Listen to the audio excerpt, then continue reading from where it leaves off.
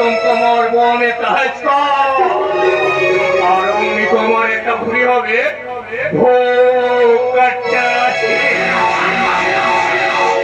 তোমারই মাজালো সুতোই কাটবো আমি তোমারই গলা। তাই তো ইচ্ছার কারণে আমি হাওড়াদারকে আমি খবর দিয়েছি মিস্টার হাওড়াদার এলেই শুরু করবো আমার শয়তানি খেলা।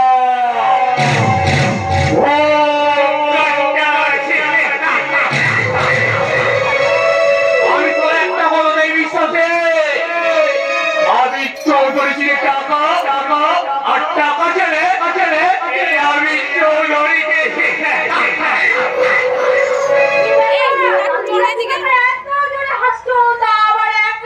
আরে একা করবে লোপা তুমি বাঁচবে আমার সঙ্গে এতক্ষণ তুমি ছিলে আমার মনের মধ্যে আর এখন এলে আমার চোখের সামনে। তাহলে তোমার মনের মধ্যে আমার একটু জায়গা আছে। আরে আপনারা কোনো লোপা তোমাকেই তো আমি ভালোবাসি। আমি তা তোমায় নিয়ে মেঘের বেলায় ভাসতে আমরা চলে যাবো চাঁদের দেশে।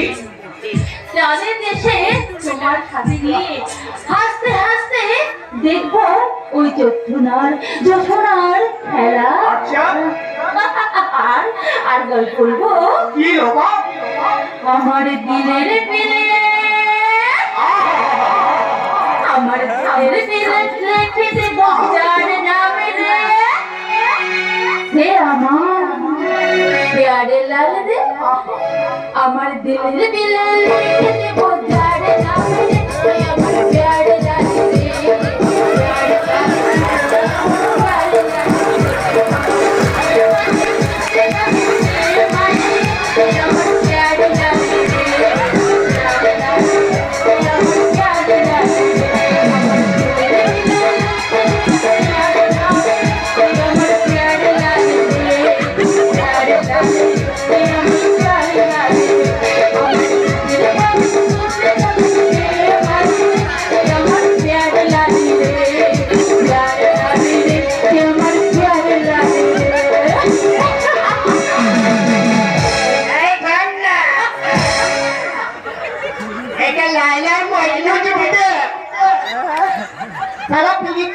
তোমার কোকিল আর শালিকের জুটি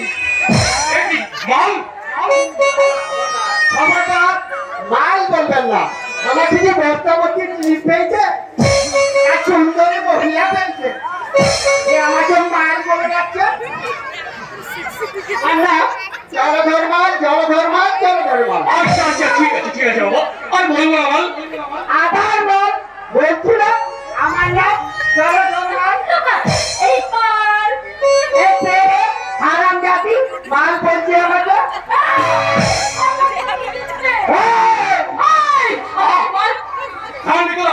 এবার আমাকে আসল কথা তো বল।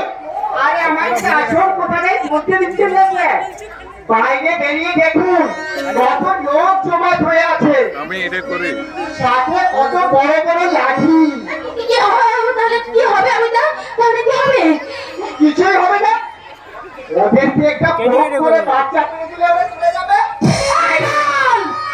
এই, তোমাকে বলিনি তোমার তো একটা ডিম পাড়ারও ক্ষমতা নেই তুমি আমার বাচ্চা করবে কি করে? আমাকে যে একটা সত্যি ছিল আছে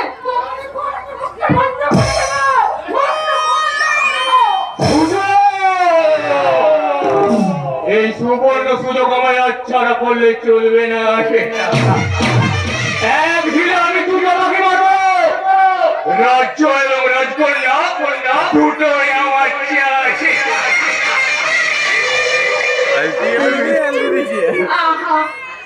আমি না তোকে ছাড়বো না তারপরে সেবাই করতে তুই কি একটা ঠুমসি মাঝে হারাম জাতি করে রে? এই খবরদার বলে দিচ্ছি আমাকে ধুমসি মাগে বললো না তুই একটা ডাক্তার সিপাই একটা মাসি তোমাকে আমি মাসি বলছি মাসি। আমাকে মাসি তুই তো মাসি ছেলে করতে দিও তুমি আমাকে মাল বলবে আর আমি তোমাকে মাসি বলবো না? ঠান্ডা মাঝে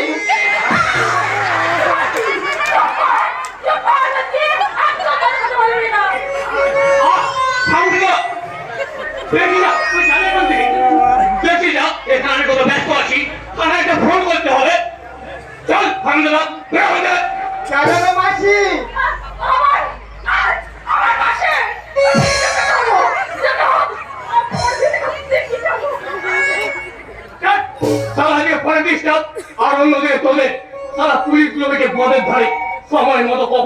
পৌঁছাবে না। যত কিছু ভাবো তা আমাকে ভাবতে হবে। উপাসনা দুটো হাসি বলছি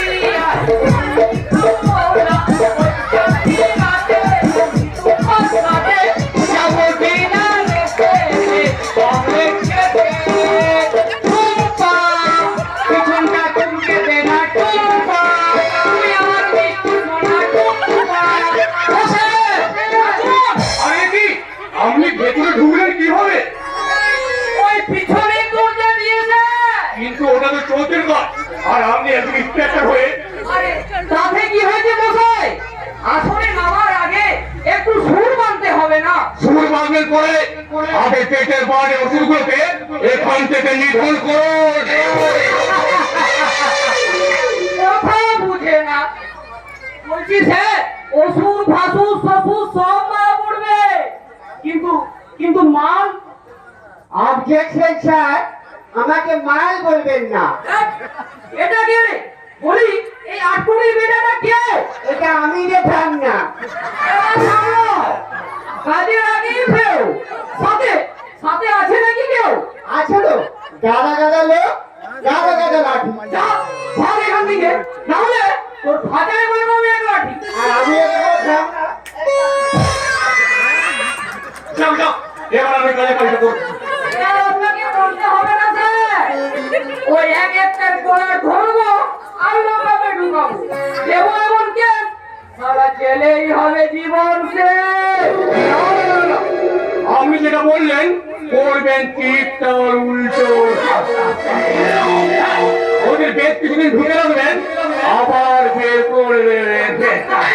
ঢুকাবো আবার বার করবো, কিন্তু কেন কেন স্যার?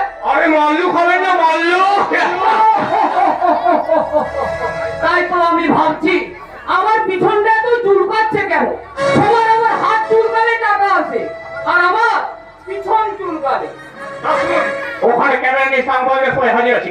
ওরা চ্যানেলে সরাসরি সম্প্রচার চালাচ্ছে। নিখুঁতি করেছে ওই সারাদের। আরে মশাইয়ের কথা শুনুন, ওদের বলবেন যে এখানে কোনো বাচ্চা চুরি হয়নি, ওই মহিলাটি ছিল কি জালিয়া আছে। উনাদের বলবেন যে ওই মহিলাটি পেটে কোনো বাচ্চাই ছিল না, ছিল কি 35 কেজি ওজনের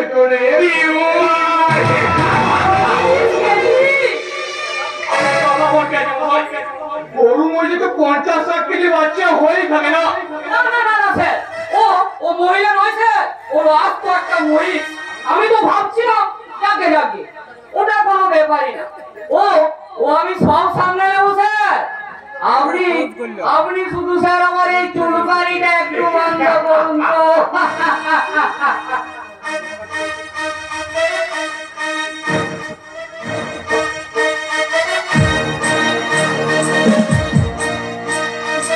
টাকা ধ্যান, টাকা জ্ঞান, টাকা চিন্তামণি, টাকা ছাড়া আমি যেন মণিহারা ফণি। আসছি স্যার, টাটা, বাই বাই। চুলকানির এই তো ঘরে শুরু। সত্যপ্রদর্শন না। এবার আমি তোমায় এমন সুলসুলি দেবো যে তুমি বাধ্য হবে তোমার মেয়ে আমি আমার হাতে তুলে নিতে। তারপর ধীরে ধীরে চুষে চুষে আমি একেবারে তোমাকে শেষ করে দেবো।